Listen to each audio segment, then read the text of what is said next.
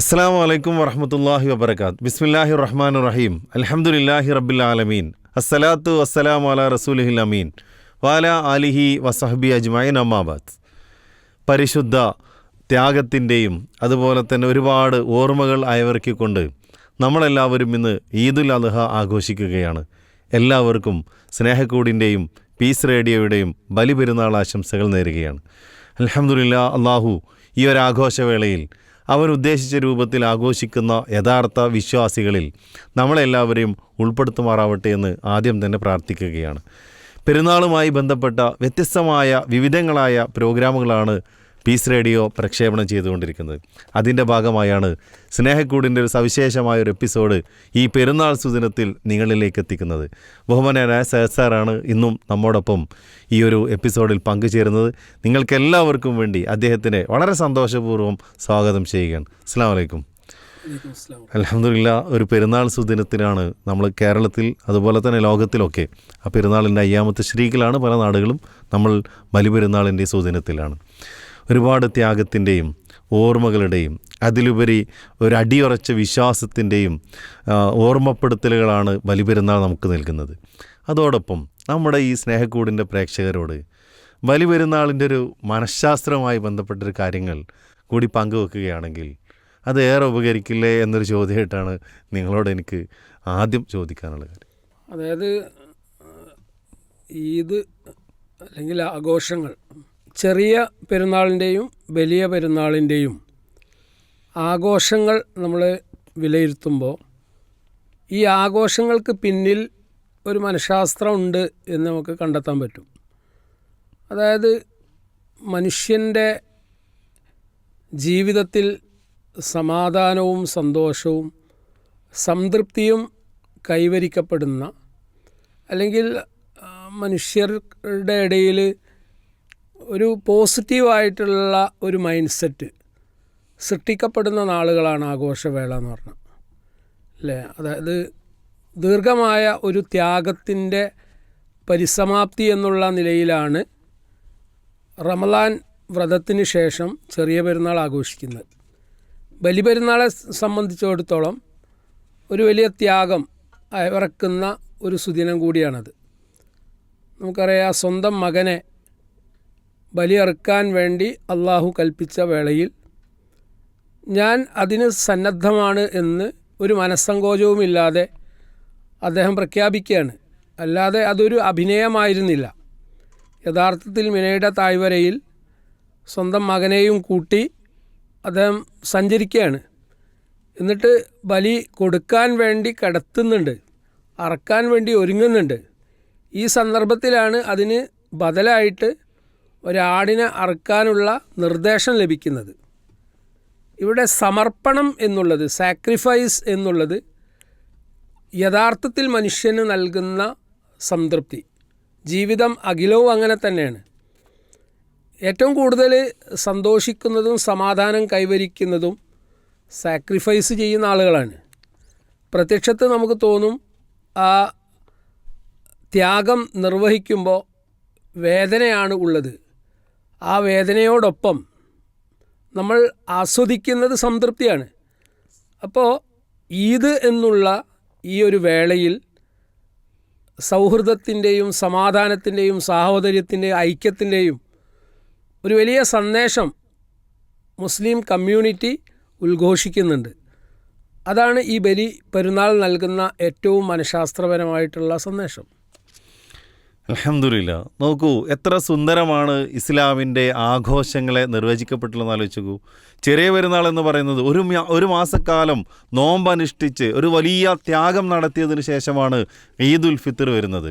അതുപോലെ തന്നെ വലിയ പെരുന്നാൾ എന്ന് പറയുന്നത് ബലി അറുക്കുന്നതോടുകൂടി, അതുപോലെ തന്നെ അതിൻ്റെ തൊട്ട് മുമ്പുള്ള അറഫ നോമ്പ് നമ്മൾ നോറ്റ് കഴിഞ്ഞു. അതുപോലെ തന്നെ നിങ്ങളൊന്ന് ആലോചിച്ച് നോക്കൂ, ലോക മുസ്ലിങ്ങൾ പരിശുദ്ധമായ ഹജ്ജ് നിർവഹിക്കുന്നതിന് വേണ്ടി സംഗമിച്ചിരിക്കുകയാണ് പുണ്യഭൂമിയിൽ. ലക്ഷക്കണക്കിന് ആളുകളാണ് ഹജ്ജ് നിർവഹിക്കാൻ ഓരോ വർഷവും അവിടേക്ക് എത്തുന്നത്. അപ്പോൾ ത്യാഗനിർഭരമായ ഒരുപാട് നല്ല നല്ല ഓർമ്മകൾ അയവിറക്കിക്കൊണ്ടാണ് ഇസ്ലാമിൻ്റെ രണ്ട് ആഘോഷങ്ങളും. അപ്പോൾ ഒരു ത്യാഗം സഹിക്കുമ്പോൾ അതിനുശേഷം വരുന്നതിൽ ഒരു വലിയ സന്തോഷമുണ്ട്. ആ സന്തോഷം ആഘോഷിക്കുക എന്നതുകൂടി ഈ പെരുന്നാളുകളുടെ സന്ദേശമായിട്ട് നമ്മൾ മനസ്സിലാക്കണമെന്നുള്ളതാണ്. അത് മാത്രമല്ല സർ, യഥാർത്ഥത്തിൽ ജീവിതത്തിന് 2 സ്റ്റേജുകളുണ്ട് അല്ലേ? വിശുദ്ധ ഖുർആൻ്റെ അധ്യാപനം ഇന്ന മഅൽ ഉസ്രി യുസ്ര, പ്രയാസത്തോടൊപ്പം 2 എളുപ്പമുണ്ട് എന്നുള്ള.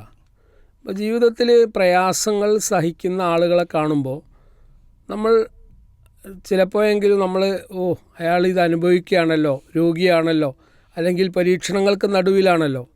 പക്ഷേ ഒരു പോസിറ്റീവ് മൈൻഡ് സെറ്റുള്ള ഒരു വ്യക്തിയെ സംബന്ധിച്ചിടത്തോളം അള്ളാഹുവിൻ്റെ ആ ഒരു പരീക്ഷണം സഹിക്കുമ്പോൾ അതിലൊരു ആസ്വാദനമുണ്ട്. ആ ആസ്വാദനത്തിൻ്റെ തലങ്ങളിലേക്ക് ഉയരാൻ സാധിക്കുക ആർക്ക് മാത്രമാണ്? അത്രമാത്രം ഈമാൻ ഉൾക്കൊണ്ട വ്യക്തികൾക്കാണ്. അപ്പോൾ ഏറ്റവും കൂടുതൽ ത്യാഗങ്ങൾ അനുഷ്ഠിച്ചത് പ്രവാചകന്മാരാണ്, പരീക്ഷണങ്ങൾ സഹിച്ചത് പ്രവാചകന്മാരാണ്. അപ്പോൾ ഈ ആഘോഷങ്ങൾ യഥാർത്ഥത്തിൽ ഒരു വലിയ സന്ദേശം നമുക്ക് കൈമാറുന്നുണ്ട്. നമ്മുടെ ജീവിതത്തിൽ ഉടനീളം നമ്മൾ ത്യാഗം ഉൾക്കൊള്ളേണ്ടവർ തന്നെയാണ്. കാരണം ഈ പ്രപഞ്ചത്തിലുള്ള, ഈ ദുനിയാവിലുള്ള ജീവിതത്തെ അള്ളാഹു ക്രമീകരിച്ചിരിക്കുന്നത് പരീക്ഷണത്തിന് വേണ്ടി തന്നെയാണ്. അത് എത്ര ഉന്നതനാണെങ്കിലും, എത്ര വലിയ ധനികനാണെങ്കിലും, എത്ര വലിയ സൗകര്യങ്ങൾക്ക് നടുവിൽ ജീവിക്കുന്ന ആളാണെങ്കിലും അയാളും പരീക്ഷണങ്ങൾ നേരിട്ടുകൊണ്ടിരിക്കുന്നുണ്ട്. ആ സമ്പത്ത് എന്നുള്ളത് അയാളുടെ പരീക്ഷണമാണ്, സൗകര്യങ്ങൾ പരീക്ഷണമാണ്. അപ്പോൾ ഈ വേളയിൽ യഥാർത്ഥത്തിൽ നമ്മൾ ആലോചിച്ച് നോക്കൂ, പിന്നെ സൗഹൃദ സന്ദർശനങ്ങൾ നടത്തുന്നു. അത് നമ്മുടെ ജീവിതത്തിൽ വലിയ സന്തോഷം നൽകുന്ന കാര്യമാണ്. കുടുംബങ്ങളെ സന്ദർശിക്കുന്നു എന്നുള്ളത്, പുതുവസ്ത്രങ്ങൾ ധരിക്കുന്നു എന്നുള്ളത്, നമ്മൾക്കുള്ള ഭക്ഷണം മറ്റുള്ളവർക്ക് പങ്കുവെക്കുന്നു, ബലിയറുക്കുന്ന മൃഗത്തിൻ്റെ ആ മാംസം നാം മറ്റുള്ളവർക്ക് ഷെയർ ചെയ്യാണ് അല്ലേ? ഇപ്പോൾ സക്കാത്തിൻ്റെ സമ്പത്ത് നമ്മൾ മറ്റുള്ളവർക്ക് നൽകുന്നത് പോലെ, ചാരിറ്റി നടത്തുന്നത് പോലെ ഏറ്റവും കൂടുതൽ ആളുകൾക്ക് സമാധാനവും സന്തോഷവും ലഭിക്കുന്നത് എപ്പോഴാണ്? നമ്മുടെ കയ്യിലുള്ളത് മറ്റുള്ളവർക്ക് കൊടുക്കുമ്പോഴാണ്.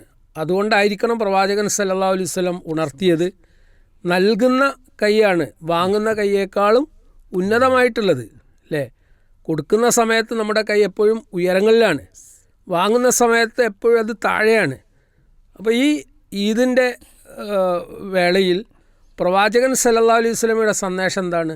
ദാനധർമ്മം ചെയ്യാനാണ് അല്ലേ? പള്ളിയിൽ നിന്ന് നമസ്കരിക്കുന്നതിന് ബദൽ ഈദ്ഗാഹിലേക്ക് നമസ്കാരത്തിന് വരാൻ കൽപ്പിച്ചപ്പോൾ എല്ലാവരോടും വരാനാണ് പറഞ്ഞത്, ഈവൻ മെൻസ്ട്രേഷനിലുള്ള സ്ത്രീകളോട് പോലും. എന്തുകൊണ്ട്? അതൊരു ആഘോഷത്തിൻ്റെ വേളയാണ്. അപ്പോൾ ആ ആഘോഷം എന്നുള്ളത് ഷെയറിംഗ് ആണ്, കെയറിംഗ് ആണ്. മറ്റുള്ളവരുടെ വേദനകൾ നമ്മൾക്ക് ഉൾക്കൊള്ളാൻ സാധിക്കുക എന്നുള്ളത് ആ ഒരു മനഃശാസ്ത്ര കാര്യങ്ങൾ കൂടി അതിനുള്ളിലുണ്ട്. കാരണം നമ്മുടെ ജീവിതത്തിൽ വലിയ സന്തോഷം എപ്പോഴാണ് ഉണ്ടാവുക? നമ്മൾ ഒറ്റയ്ക്ക് ഇരിക്കുമ്പോഴല്ല. ഒറ്റയ്ക്ക് ഇരിക്കുക എന്നുള്ളത്, ലോൺലിനെസ് എന്നുള്ളത് നമുക്ക് സന്തോഷമല്ല നൽകുക, ആ ഒറ്റയാവുക എന്നുള്ളത് ദുഃഖമാണ് നൽകുക. എന്നാൽ ആ ഒരു ആളുകളിപ്പോൾ ഹജ്ജിൻ്റെ വേളയിൽ അല്ലേ, ഒരു ലോക മുസ്ലിങ്ങളുടെ ഒരു സമ്മേളനമാണ് അവിടെ നടക്കുന്നത്. ലക്ഷക്കണക്കിന് ഹാജിമാരവിടെ സമ്മേളിക്കുന്ന വേളയിൽ ആ ആളുകൾക്കൊക്കെ ഒരുപാട് പ്രയാസങ്ങളുണ്ട്. എന്നാൽ ആ പ്രയാസങ്ങളൊക്കെ അവർ സഹിക്കുന്നത് അതിനേക്കാളും വലിയ ഒരു സന്തോഷത്തെ മുൻനിർത്തിക്കൊണ്ട് തന്നെയാണ്.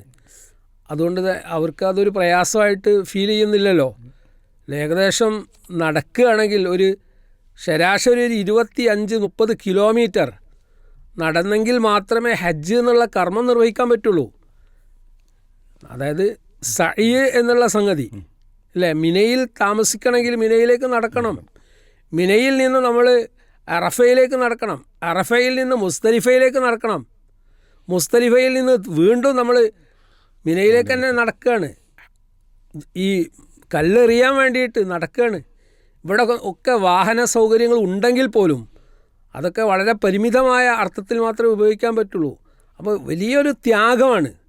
ഈ ത്യാഗത്തിൻ്റെ സന്ദേശം എന്നുള്ളത് ജീവിതത്തിൽ നമ്മൾ ഉടനീളം കാത്തു സൂക്ഷിക്കേണ്ട കാര്യം കൂടിയാണ്. അതാണ് യഥാർത്ഥത്തിൽ പെരുന്നാൾ നമുക്ക് നൽകുന്ന ഏറ്റവും വലിയ സന്ദേശം. നോക്കൂ പ്രിയപ്പെട്ടവരെ, ഇസ്ലാമിൻ്റെ സന്തോഷം ഈദ് എന്ന് പറയുന്നത്, അതിലുള്ള സന്തോഷം ഒരു സന്തോഷമായി അല്ലെങ്കിൽ ആഘോഷമായി തീരുന്നത് പരസ്പരം പങ്കുവെക്കുമ്പോഴാണ്. ഈ ഭക്ഷണമില്ലാത്ത ആളുകൾക്ക് ഭക്ഷണമായി നമ്മൾ ആ ഭക്ഷണത്തിൻ്റെ ഓരോ കാര്യങ്ങളിൽ എത്തിക്കുന്നു. ചെറിയ പെരുന്നാളിന് നമ്മൾ നൽകുന്നത് അരികളാണ്.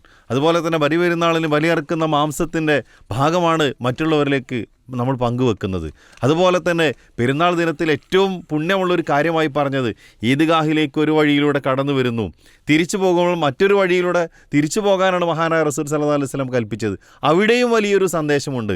വരുന്ന വഴിയിൽ കൂടെ ഒരുപാട് സൗഹൃദങ്ങൾ പുതുക്കിക്കൊണ്ട് തിരിച്ചു പോകുമ്പോൾ മറ്റൊരുപാട് ആളുകളുമായി സൗഹൃദങ്ങൾ പങ്കുവെച്ചുകൊണ്ട് പരസ്പരം സലാം പറഞ്ഞ് വീടുകളിൽ സന്ദർശനം നടത്തി ഈദിൻ്റെ സന്ദേശങ്ങൾ കൈമാറിക്കൊണ്ട് പോകുമ്പോഴാണ്, അല്ലെങ്കിൽ അങ്ങനെയുള്ളൊരു സന്ദർശനങ്ങൾ കൂടി നടത്തുമ്പോഴാണ് ഈദായി മാറുന്നത്, സന്തോഷവേളയായി മാറുന്നത്.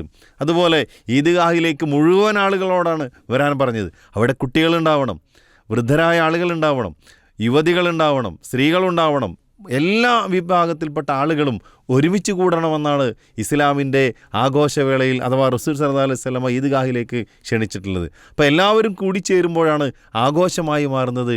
ആ രൂപത്തിൽ ആരാധനാ കർമ്മങ്ങൾ അനുഷ്ഠിച്ചുകൊണ്ട് ചെറിയ ചെറിയ പ്രയാസങ്ങളൊക്കെ മറ്റുള്ളവർക്ക് കൂടി ഇല്ലാതിരിക്കാൻ വേണ്ടിയുള്ള ഒരു കരുതലും അതുപോലെ തന്നെ ഒരു ത്യാഗമൊക്കെ ഉണ്ടാകുമ്പോഴാണ് ഈദായി മാറുന്നത്. ആ ഒരു രൂപത്തിൽ നമ്മുടെ പെരുന്നാളുകളെ കാണാൻ നമുക്ക് സാധിക്കുന്നുണ്ടോ എന്നുകൂടി പരിശോധിക്കേണ്ട ഒരു സുദിനം കൂടിയാണ് ഈദ്. അള്ളാഹു ഏറ്റവും അർഹമായ രൂപത്തിൽ നമ്മളിൽ നിന്നും സ്വീകരിക്കട്ടെ എന്ന് ഒരിക്കൽ കൂടി പ്രാർത്ഥിക്കുകയാണ്. ഇവിടെ ഈ സാമൂഹികമായ ബന്ധങ്ങൾ, അതിൻ്റെ ഒരു ശാക്തീകരണമാണ് അവിടെ നടക്കുന്നത്. ഈദിൻ്റെ ദിവസം പ്രത്യേകിച്ച് നമ്മോട് പ്രത്യേകം കൽപ്പിക്കപ്പെട്ടത് രോഗികളെ സന്ദർശിക്കുക.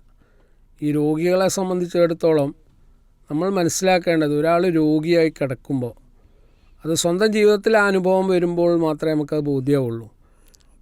ഏറ്റവും കൂടുതൽ ഒരു രോഗി ആഗ്രഹിക്കുന്നത് ഒരാളുടെ പ്രാർത്ഥനയും സന്ദർശനവുമാണ്. അപ്പോൾ ഇത് ഒരു സാമൂഹിക ബന്ധങ്ങളുടെ ദൃഢപ്പെടുത്തൽ എന്നുള്ള ഒരു പ്രക്രിയ ഈദിൻ്റെ ദിവസം നടക്കുന്നുണ്ട്. ഈ പോസിറ്റീവ് എനർജി ഏറ്റവും കൂടുതൽ എലിസിറ്റ് ചെയ്യുന്ന ഒരു ടൈം കൂടിയാണ് ആഘോഷവേള അല്ലേ. നമ്മളുടെ സന്തോഷം ഇരട്ടിയാവുന്നത് എപ്പോഴാണ്? മറ്റുള്ളവരോട് നമ്മളത് ഷെയർ ചെയ്യുമ്പോഴും മറ്റുള്ളവരുമായി നമ്മൾ കൂടി നിൽക്കുമ്പോഴും. ഒന്നിച്ചുള്ള ഭക്ഷണം, അതിനൊരു വലിയ ബർക്കത്തുണ്ടല്ലോ. ഒറ്റയ്ക്ക് ഭക്ഷണം കഴിക്കാം, എന്നാൽ ഒന്നിച്ചുള്ള ഭക്ഷണം, ഇപ്പോൾ കുടുംബത്തിലുള്ള എല്ലാ അംഗങ്ങളും ഈദിൻ്റെ സുദിനത്തിൽ ഒന്നിച്ച് ഭക്ഷണം കഴിക്കുന്നു എന്നുള്ളത് ആ ഫാമിലി ബോണ്ട്, സോഷ്യൽ ബോണ്ട്, നമ്മുടെ അയൽവാസികളെ നമ്മുടെ വീട്ടിലേക്ക് നമ്മൾ ക്ഷണിക്കുക എന്നുള്ളത്, അവർ നമ്മുടെ വീട്ടിൽ വന്ന് ഭക്ഷണം കഴിക്കുക എന്നുള്ളത്, അതുപോലെ ഗിഫ്റ്റുകൾ കൈമാറുക എന്നുള്ളത് അല്ലേ, ബന്ധങ്ങൾക്ക് വലിയ പ്രാധാന്യം ഇസ്ലാം കൽപ്പിക്കണം. അതുകൊണ്ടാണ് ഈ അഭിസംബോധനം ചെയ്യാൻ വേണ്ടിയിട്ട് സലാം പറയാൻ പറഞ്ഞത്. സലാം പറഞ്ഞിട്ടുണ്ടെങ്കിൽ അതിനേക്കാളും ശ്രേഷ്ഠമായ രൂപത്തിൽ അത് മടക്കാൻ പറഞ്ഞത്. ഒരാൾക്ക് സലാം പറഞ്ഞ് കൈ കൊടുത്തിട്ടുണ്ടെങ്കിൽ പ്രവാചകൻ സല്ലല്ലാഹു അലൈഹി വസല്ലം അദ്ദേഹം കൈ പിൻവലിക്കുന്നത് വരെ ആ കൈ എടുത്തിരുന്നില്ല എന്ന് പറഞ്ഞാൽ ആ കൈ കൊടുക്കലിന് പോലും വലിയ പ്രാധാന്യമുണ്ട്. ഇന്നത്തെ അവസ്ഥ നമ്മൾ ആലോചിച്ച് നോക്കൂ. ഒരാൾക്ക് വേറൊരാളെ കേൾക്കാൻ പോലും സമയമല്ല. കമ്മ്യൂണിക്കേഷൻ്റെ ടൈമിങ് വളരെ ഷോർട്ടൻ ചെയ്തിരിക്കുന്നു അല്ലേ. നമ്മളെ വീട്ടിലൊക്കെ ഒരു അതിഥി വന്നിട്ടുണ്ടെങ്കിൽ, നമ്മളെ വീട്ടിലൊരു 4-5 കുട്ടികളുണ്ടെങ്കിൽ അവരുടെയൊക്കെ കൈകളിൽ മൊബൈൽ ഫോണാണ്. അവർ ആശയവിനിമയം നടത്തുന്നത് അവരുടെ മൊബൈലുമായിട്ടാണ്. അവർക്ക് മറ്റുള്ളവരോട് സാമൂഹ്യ ബന്ധങ്ങൾ സ്ഥാപിക്കാനുള്ള സഹിഷ്ണുതയില്ല. എന്നാൽ ഈദിൻ്റെ വേളയിൽ എങ്കിലും നമ്മൾ എന്ത് ചെയ്യണം? ഈ ഒരു മൊബൈൽ ഫോണിനെ തൽക്കാലം മാറ്റിവെച്ച് ഹൃദയബന്ധം കാത്തു സൂക്ഷിക്കാനും പരസ്പരം സംസാരിക്കാനും ആശയവിനിമയം നടത്താനും സന്തോഷിക്കാനും നമ്മൾ സമയം കണ്ടെത്തിയേ പറ്റൂ.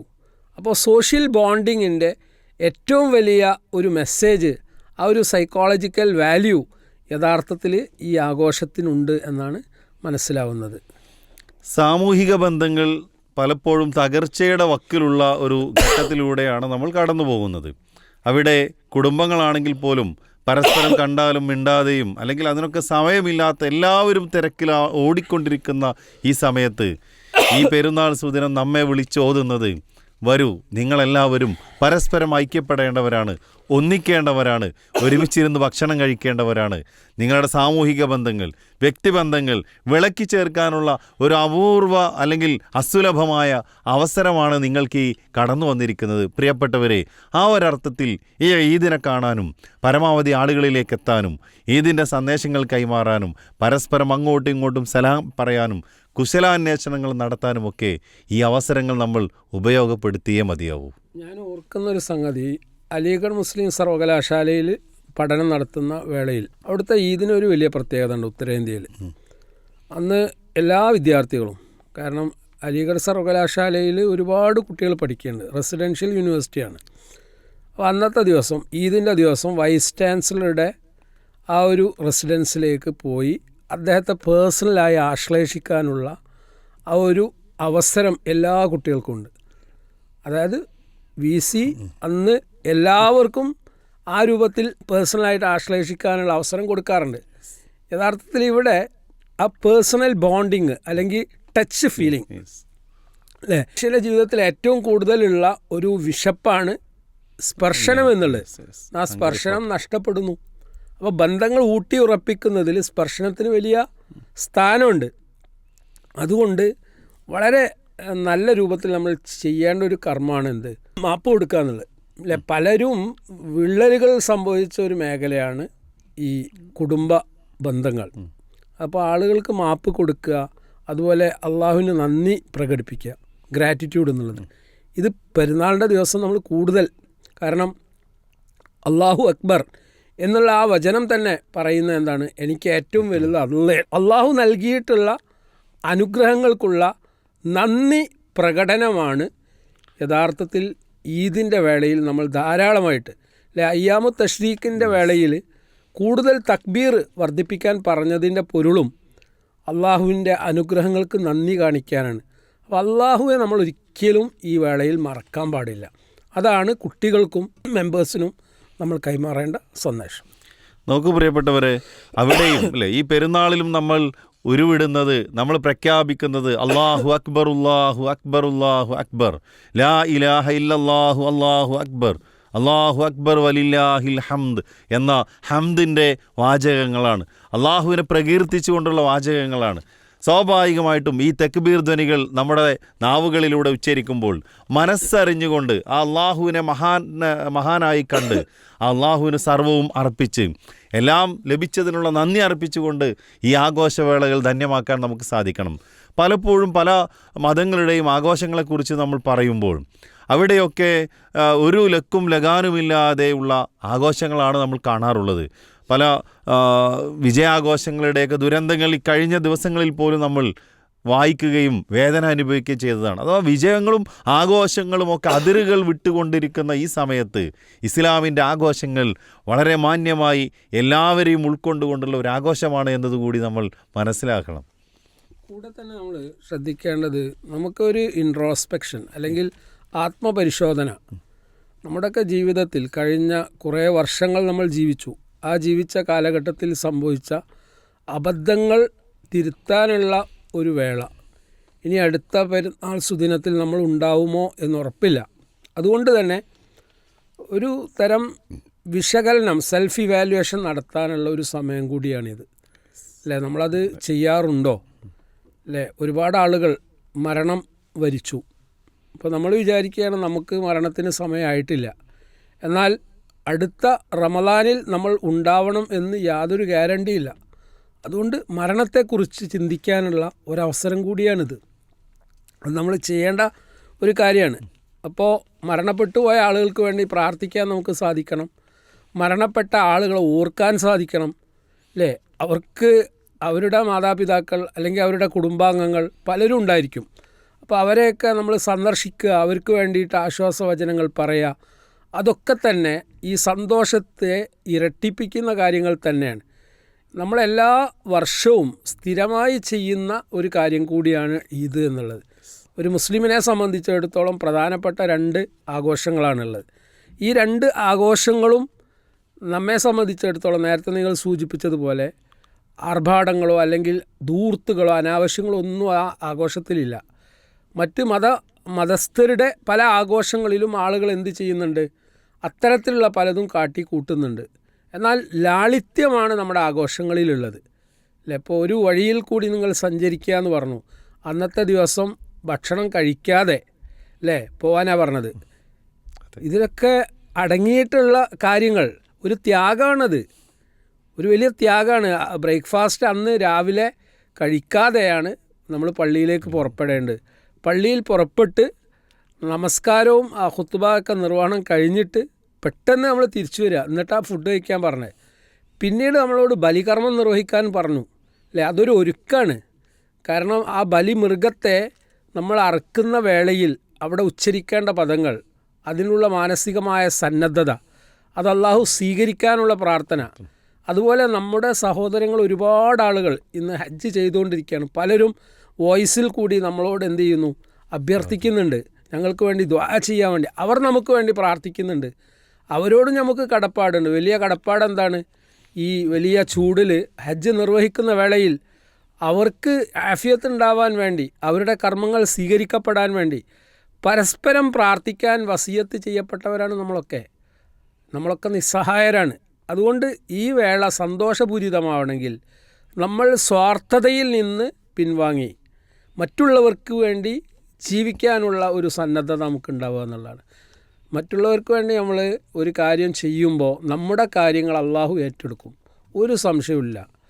നമ്മൾ എവിടെ പോവുകയാണെങ്കിലും നമ്മുടെ കാര്യങ്ങൾ അള്ളാഹു ഏറ്റെടുത്തിരിക്കും, നമുക്കൊരു പ്രയാസം ഉണ്ടാവില്ല. അപ്പോൾ ഇന്നത്തെ ഈ ബലിപെരുന്നാൾ വേളയിൽ നമുക്ക് കൊടുക്കാനുള്ള ഏറ്റവും വലിയ മെസ്സേജ്, സ്വാർത്ഥത കൈവെടിഞ്ഞുകൊണ്ട് മറ്റുള്ളവർക്ക് കൂടി നമ്മുടെ ആരോഗ്യത്തെയും അറിവിനെയും സൗകര്യങ്ങളെയും ത്യജിക്കാനുള്ള ഒരു സന്നദ്ധത അല്ലേ. സ്വന്തം മകനെ ത്യജിക്കാനുള്ള സന്നദ്ധതയാണ് ഇബ്രാഹിം നബി അലൈഹി ഇസ്ലാമിനോട് അള്ളാഹു പറഞ്ഞത് അല്ലേ. ദീർഘകാലത്തിന് ശേഷമാണ് ഒരു കുട്ടിയെ കൊടുക്കുന്നത്. അതും അത് അധ്വാനിക്കാനുള്ള പ്രായമായ ഘട്ടത്തിൽ മകനോട് ചോദിക്കുകയാണ്, ഞാനിങ്ങനെ സ്വപ്നം കണ്ടിട്ടുണ്ട്, what is your opinion about it, താങ്കളുടെ അഭിപ്രായം എന്താണ്, നിന്നെ അറുക്കണം എന്നാണ് ഞാൻ സ്വപ്നം കണ്ടത്, നീ എന്താണ് പറയുന്നത്. അപ്പോൾ വാപ്പയോട് മകൻ പറയുന്ന ആ ഉത്തരം എത്ര കൃത്യമാണ്. അങ്ങ് എന്താണോ കൽപ്പിക്കപ്പെട്ടത് അത് പോലെ പ്രവർത്തിക്കുക, എന്നെ ക്ഷമാലുക്കളിൽ താങ്കൾക്ക് കാണാൻ സാധിക്കും. ഇന്നത്തെ കാലഘട്ടത്തിൽ ആ രൂപത്തിലുള്ള ഒരു സ്വപ്നം നമ്മൾ ആരെങ്കിലും കണ്ട് നമ്മുടെ മക്കളോടത് പറഞ്ഞിട്ടുണ്ടെങ്കിൽ ഏത് രൂപത്തിലായിരിക്കും നമ്മുടെ മക്കൾ പ്രതികരിക്കുക എന്നുള്ളതാണ് ഓരോ രക്ഷിതാവും ചിന്തിക്കേണ്ടത്. അവിടെ പാരൻറ്റിങ്ങിൻ്റെ ഏറ്റവും നല്ല മാതൃക ഇബ്രാഹിം നബി അലൈഹി ഇസ്ലാമിൽ നമുക്കുണ്ട്. കാരണം ബാപ്പ റോൾ മോഡലാണ്. അതാണല്ലോ ആ കഅബ നിർമ്മാണത്തിൽ രണ്ടുപേരും ഒന്നിച്ചാണ് ആ കർമ്മം നിർവഹിക്കുന്നത്. പലപ്പോഴും ഇന്നുള്ള ബാപ്പമാർ ചെയ്യുന്ന എന്താ, എല്ലാ കാര്യവും മക്കൾക്ക് ഓവർ സ്നേഹത്തിൻ്റെ ഭാഗമായി ചെയ്തു കൊടുക്കുകയാണ്. അവിടെ ഇൻവോൾവ്മെൻ്റ് ഇല്ല. ഇബ്രാഹിം നബി അലൈഹി സ്വലാം ഇൻവോൾവ് ചെയ്യാണ്, ഇൻക്ലൂഡ് ചെയ്യാണ്. മകനും ബാപ്പയും ഒന്നിച്ചാണ് കഅബ നിർമ്മാണം അല്ലേ. കല്ലുകൾ എടുത്തു കൊടുക്കുന്നു, പടുക്കുന്നു. അവിടെയൊക്കെ വാപ്പയും മകനും ഒന്നിച്ചാണ്. അതിലൊരു വലിയ മെസ്സേജ് ഇന്നത്തെ തലമുറക്കുണ്ട്. ആ ത്യാഗം എന്നുള്ളത് വാപ്പ ചെയ്യുന്നത് മകൻ കാണണം, മകൻ കൂടി അതിൽ ഇൻവോൾവ് ചെയ്യണം. അപ്പോൾ മാത്രമാണ് അടുത്ത തലമുറയ്ക്ക് ഒരു മെസ്സേജ് കൈമാറാൻ പറ്റുകയുള്ളൂ. അല്ലാതെ ഗൾഫിൽ പോകുന്ന ബാപ്പ ദീർഘകാലം ഗൾഫിൽ അധ്വാനിക്കുകയാണ്, അത് മകൻ മനസ്സിലാക്കുന്ന പോലുമില്ല. മകനെ ATM കാർഡുമായിട്ട് നടന്നിട്ട് അത് പിൻവലിക്കുന്നു. എന്നിട്ട് 30-35 വർഷം ഗൾഫിൽ അധ്വാനിച്ച് നാട്ടിലെത്തുമ്പോൾ വാപ്പ ക്ഷീണിതനായിട്ടുണ്ടാവും. അപ്പോൾ ആ ക്ഷീണിതനായ ഉപ്പയോട് സ്വന്തം ഭാര്യയും മക്കളും പുച്ഛത്തോടു കൂടി പെരുമാറുന്ന ഒരു ദുരന്തം ഇന്ന് നമ്മുടെ കേരളത്തിൽ കാണുന്ന ഒരു സാഹചര്യത്തിൽ കൂടിയാണ് നമ്മൾ ഈദ് ആഘോഷിക്കുന്നത്. അപ്പോൾ ഈദിൽ വലിയൊരു മെസ്സേജ് ഉണ്ട് പാരൻറ്റിങ്ങിൽ. ഭാര്യയും മക്കളും അല്ലേ. അവിടെ ഇസ്മായിൽ അലൈഹി ഇസ്ലാമിൻ്റെ ഭാര്യ അല്ലേ, അവിടെ ഒരു കഥ പറയുന്നുണ്ടല്ലോ, ഒരു ചരിത്രം എന്താണ്, ഉമ്മറപ്പടി മാറ്റണം എന്നുള്ള ഒരു കൽപ്പന നിങ്ങൾ കേട്ടിട്ടുണ്ടാവും. അവിടെ എന്താണ് ആ ഉമ്മറപ്പടി മാറ്റുക എന്ന് പറഞ്ഞത്? ഒരിക്കൽ ഇബ്രാഹിം നബി അലൈഹി ഇസ്ലാം വരികയാണ്. ഈ ഇസ്മായിൽ അലൈഹി ഇസ്ലാമിൻ്റെ ഭാര്യയോട് ചോദിക്കുന്നുണ്ട്, എന്താണ്, എങ്ങനെയുണ്ട് ജീവിതം, എങ്ങനെയുണ്ട്, ഈ ഭർത്താവ് നോക്കുന്നുണ്ടോ, ചിലവിന് തരുന്നുണ്ടോ? അപ്പോൾ പായ്യാരത്തിൻ്റെ വർത്താനാണ് പറയുന്നത്. അത് വന്നത് വാപ്പയാണ്, ഇസ്മായിൽ അലൈഹി ഇസ്ലാമിൻ്റെ വാപ്പയാണെന്ന് ആ മരുമകൾക്കറിയില്ല. അപ്പോൾ പായ്യാരത്തിൻ്റെ വർത്താനം കേൾക്കുമ്പോൾ ഇബ്രാഹിം നബി അലൈഹി ഇസ്ലാം അവിടെ പറയുന്നൊരു വാക്കുണ്ട്, ഉമ്മറപ്പടി മാറ്റി വെക്കണം എന്ന് നീ പറയണം. അപ്പോൾ ഇസ്മായിൽ അലൈഹി ഇസ്ലാമിനോട് ഇത് പറഞ്ഞപ്പോൾ, വന്നത് എൻ്റെ വാപ്പയാണ്, ഉമ്മറപ്പടി നീയാണ്, നിന്നെ മാറ്റണം, നിന്നെ ഡിവേഴ്സ് ചെയ്യണം, വേറൊന്നിനെ കൊണ്ടുവരണം എന്നാണ് പറഞ്ഞത് അല്ലേ. അപ്പോൾ വാപ്പ കൽപ്പിച്ചത് മകൻ സ്വീകരിച്ചു. അതിനെ ഡൈവേഴ്സ് ചെയ്തു. പിന്നീടും വരുന്നുണ്ട് ഇബ്രാഹിം നബി അലൈഹി ഇസ്ലാം, ചരിത്രത്തിൽ കാണാം. അപ്പോൾ കാര്യം ചോദിക്കുകയാണ്, എങ്ങനെയുണ്ട് വീട്ടിലെ കാര്യം, എങ്ങനെയാണ്, ചിലവിന് തരുന്നുണ്ടോ? അപ്പോൾ പായ്യാര സംസാരമല്ല ഇവിടെ പറഞ്ഞത്, എല്ലാം ഉഷാറാണ്, ഭംഗിയുള്ളതാണ്. അപ്പോൾ ഇബ്രാഹിം നബി അലൈഹി ഇസ്ലാം ഇസ്മായിൽ അലൈഹി ഇസ്ലാമിൻ്റെ ഭാര്യയോട് പറയുന്നുണ്ട്, ഉമ്മറപ്പടി നിലനിർത്തണം എന്ന് നീ പറയണം. അപ്പോൾ വാപ്പയാണ് വന്നത്, ഉമ്മറപ്പടി നിലനിർത്തണം എന്ന് പറഞ്ഞാൽ എൻ്റെ ഭാര്യനെ നിലനിർത്തണം എന്നാണ് പറഞ്ഞത്. അതായത് ഇവിടെ ഒരു വലിയ മെസ്സേജ് കൈമാറപ്പെടുന്ന എന്താണ്? പ്രയാസങ്ങളും ബുദ്ധിമുട്ടുകളും ഉള്ളത് സഹിച്ചുകൊണ്ട് ഉള്ളതിൽ സംതൃപ്തി രേഖപ്പെടുത്തുക എന്നുള്ളതാണ് ജീവിതത്തിൻ്റെ ഐശ്വര്യത്തിൻ്റെ അടിത്തറ. ആ ഒരു പാഠം കൂടി ഈ വേളയിൽ, പ്രത്യേകിച്ച് ബലിപെരുന്നാൾ ആഘോഷിക്കുന്ന വേളയിൽ നമുക്ക് നൽകപ്പെടുന്നുണ്ട് എന്നാണ് സൂചിപ്പിക്കുന്നത്. ഈദിൻ്റെ ഈ ഒരു സന്ദർഭത്തിൽ മഹാനായ ഇബ്രാഹിം നബി അലൈഹി ഇസ്ലാമിൻ്റെയും ഇസ്മായിലിൻ്റെയും ചരിത്രം അയവിറക്കുമ്പോൾ പാരൻറ്റിങ്ങിൻ്റെയും അതുപോലെ തന്നെ ഒരു മകൻ തൻ്റെ പിതാവിനോട് എങ്ങനെ പെരുമാറണം എന്നതിൻ്റെയും വലിയ സന്ദേശം നൽകുന്നുണ്ട്. അതോടൊപ്പം കൂട്ടിച്ചേർക്കാനുള്ളത്, പ്രിയപ്പെട്ടവരെ, അവിടെ ഹാജറിൻ്റെ ഒരു ത്യാഗത്തിനെക്കുറിച്ച് നമ്മൾ ഒരിക്കലും വിസ്മരിക്കാൻ പാടില്ലെന്നാണ്. പ്രസവിച്ച് കുഞ്ഞുനാളുകളിൽ ഇറാഖിൽ നിന്നും മക്കയിലേക്ക് വന്ന് ആ മക്കയിൽ ഭാര്യയെയും കുട്ടിയെയും ഉപേക്ഷിച്ച് വീണ്ടും ഇറാഖിലേക്ക് തന്നെ തിരിച്ചു പോകുന്ന ഇബ്രാഹിം നബി അലൈഹി സ്വലാം നമുക്ക് കാണുന്നു. ദാഹജലത്തിന് വേണ്ടി ഓടുന്ന ഹാജറിനെയാണ് നമ്മൾ ചരിത്രത്തിൽ കാണുന്നത്. വീണ്ടും ആ കുട്ടി നടക്കാനാവുന്നൊരു സമയത്താണ് ഉമ്മയുടെ അടുത്തേക്കും അതുപോലെ തന്നെ ഈ മകൻ്റെ അടുത്തേക്കും ഇബ്രാഹിം നബി അലൈഹി സ്വലാം തിരിച്ചു വരുന്നത്.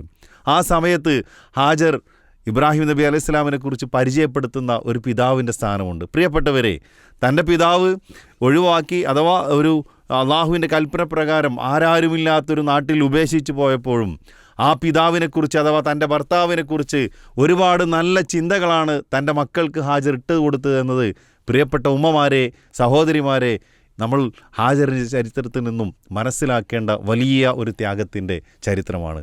അതുകൂടി ഈ ബലിപെരുന്നാൾ ആഘോഷിക്കുന്ന വേളയിൽ നാം ഏവരും ഉൾക്കൊള്ളുക എന്നുള്ളതാണ്. അഥവാ മക്കളുടെ ഉപ്പയെക്കുറിച്ചും അഥവാ തൻ്റെ ഭർത്താവിനെക്കുറിച്ച് നല്ല കാര്യങ്ങൾ മക്കളിലേക്ക് എത്തിക്കാനായിരിക്കണം നമ്മുടെ ഒരു പരിശ്രമം എന്നതാണ് പ്രധാനമായും ഹാജറിൻ്റെ ചരിത്രത്തിൽ നിന്ന് നമ്മൾ മനസ്സിലാക്കേണ്ട മറ്റൊരു കാര്യം. അവിടെ ഹാജറിൻ്റെ അടുത്ത് ഹാജറ ചോദിക്കുന്ന ചോദ്യം ഉണ്ടല്ലോ, അള്ളാഹു പറഞ്ഞതുകൊണ്ടാണോ നിങ്ങൾ എന്നെയും മകനെയും ഇവിടെ ഇട്ടേച്ച് പോകുന്നത് ചോദിക്കുമ്പോൾ അതേന്ന് പറയണ്ടല്ലോ. എന്നാൽ എൻ്റെ കാര്യം അള്ളാഹ് നോക്കിക്കൊള്ളും. അതാണ് തവക്കുൽ. ഇന്ന് നമുക്ക് അത്തരത്തിലുള്ള ഒരു സാഹചര്യം ഒന്ന് ആലോചിച്ച് നോക്കിയേ. ഒരു മൊട്ടക്കുന്ന്, ഒരു മനുഷ്യനുമില്ല, ഒരു തുള്ളി വെള്ളം പോലും ഇല്ല, ഒരു സൗകര്യങ്ങളുമില്ല. ഇന്ന് എല്ലാ സൗകര്യങ്ങൾക്കും നടുവിലാണ് ഭർത്താവ് ഭാര്യനെ മക്കളൊക്കെ ഉപേക്ഷിച്ചുകൊണ്ട് അല്ലെങ്കിൽ ജോലിസ്ഥലത്തേക്ക് പോകുന്നത്. ആ ജോലിക്ക് പോയാൽ മര്യാദക്ക് ജോലി എടുക്കാൻ പോലും ഫോൺ കൊണ്ട് സമ്മതിക്കാത്ത ഒരുപാട് ഭാര്യമാരുണ്ട്. ഇടയ്ക്കിടയ്ക്ക് വിളിക്കുകയാണ്, നിങ്ങളെന്താ ചെയ്ത്, അതാ ചെയ്ത്, അല്ലേ? ഇവിടെയുള്ള മെസ്സേജ് എന്താണ്? ഭർത്താവ് ഞങ്ങളെ ഇവിടെ ഉപേക്ഷിച്ചത് അള്ളാഹുവിൻ്റെ കൽപ്പനപ്രകാരം ആണ് എന്ന് പറഞ്ഞാൽ, എന്നാൽ അള്ളാഹു ഞങ്ങളെ സംരക്ഷിക്കും, ഞങ്ങൾക്ക് അള്ളാഹു മതി, ഹസ്ബി അള്ളാഹ് വനിഅമൽ വക്കീൽ. ഇപ്പോൾ ജീവിതത്തിൽ ഉടനീളം വിശ്വാസി തവക്കുലിൽ ജീവിക്കേണ്ടവനാണ് എന്നുള്ള ഒരു വലിയ മെസ്സേജ് അവിടെ ഉണ്ട്. അതുകൊണ്ടാണ് ഹാജറിൻ്റെ സ്മരണ ഓർത്തുകൊണ്ട് നമ്മൾ സഈ നടത്തുന്നത്, അല്ലേ? ആരാണത് ചെയ്തത്, അല്ലേ? ഒരു അടിമ സ്ത്രീ കൂടിയാണല്ലോ. പ്രവാചകൻ ഇബ്രാഹിം നബി അലൈഹിസ്സലാം കല്യാണം കഴിച്ച ഹാജറ രണ്ടാമത്തെ ഭാര്യയാണ്, അല്ലേ? ഒന്നാമത്തെ ഭാര്യ സാറയാണ്. അവിടെ ഈ ഹാജറ എന്നുള്ള ആ അടിമ സ്ത്രീയെ വിവാഹം കഴിക്കുന്നതിൽ കൂടി ഒരു വലിയ അംഗീകാരം അവിടെ ആർക്ക് കൊടുക്കുന്നുണ്ട്?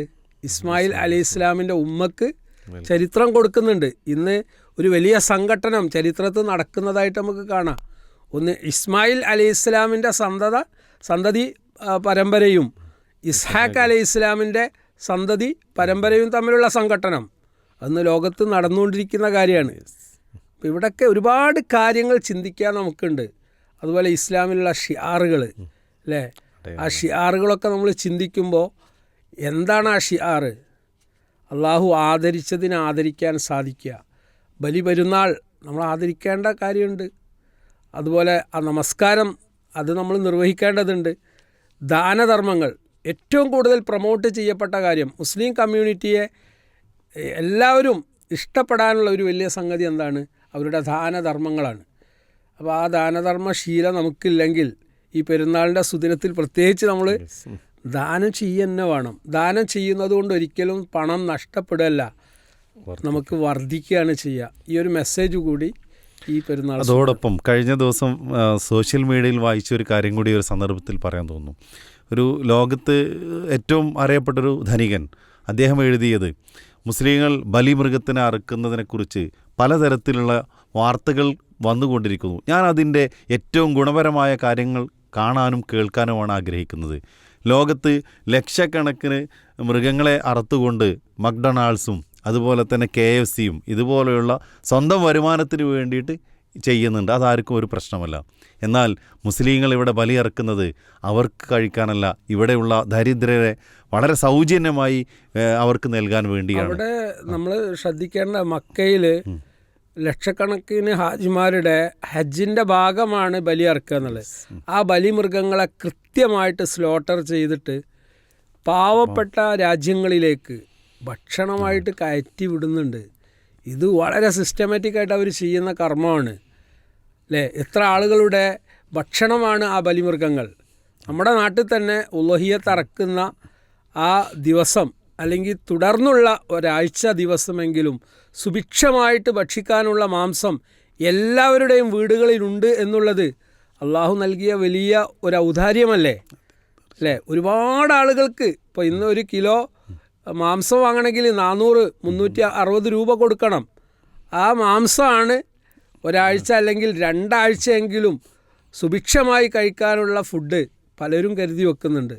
ഇതൊക്കെ അവിടെ കിട്ടുന്ന ഭൗതികമായ നേട്ടങ്ങൾ തന്നെ. അതെ, തീർച്ചയായും ഈ ഒരു ത്യാഗ നിർഭരമായ സുന്ദരമായ ഈ ഒരു സുദിനത്തിൽ, ഈ ആഘോഷവേളയിൽ ആഘോഷിക്കുക തന്നെ വേണം. അതോടൊപ്പം തന്നെ പ്രിയപ്പെട്ടവരെ, ഈ ഒരു എപ്പിസോഡ് ഇവിടെ വൈൻഡപ്പ് ചെയ്യുമ്പോൾ നമുക്ക് പറയാനുള്ളത്, ഈ ഈദ് സന്ദേശം കൈമാറുന്നതോടൊപ്പം പറയാനുള്ളത്, ലോകത്ത് ഈ ഒരു സുദിനവേളയിലും വളരെയധികം കഷ്ടപ്പാടുകൾ അനുഭവിക്കുന്ന, പ്രയാസങ്ങൾ അനുഭവിക്കുന്ന, സ്വന്തം മക്കളെ നഷ്ടപ്പെട്ട ഉമ്മമാർ, അതുപോലെ തന്നെ കുടുംബത്തിൽ ഇനി താനല്ലാതെ ബാക്കി ആരുമില്ലെന്ന് പരിതപിക്കുന്ന, കണ്ണീർ വാർക്കുന്ന ഗസയിലെയും ഫലസ്തീനിലെയും ലോകത്തിൻ്റെ മറ്റു പല മേഖലകളിലൊക്കെ ഒരുപാട് സഹോദരി സഹോദരന്മാർ, അവരെ മറന്നുകൊണ്ട് എങ്ങനെ നമുക്ക് ആഘോഷിക്കാൻ പറ്റും?